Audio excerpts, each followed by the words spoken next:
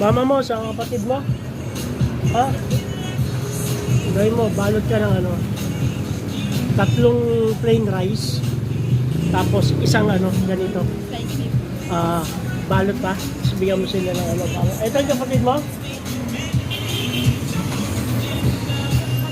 O yun, tayo mo lang. Tayo mo lang. Para pagkain kayo. Dali.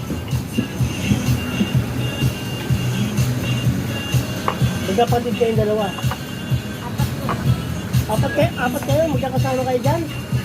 Sa kalsada lang kayo?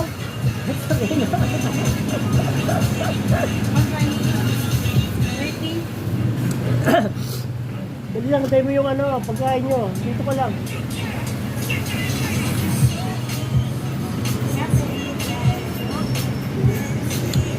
Dito ka na. Bibigyan na nga kita. Huwag ka na manghingi dyan. Tama na to. Dali, dito. Ayaw ba?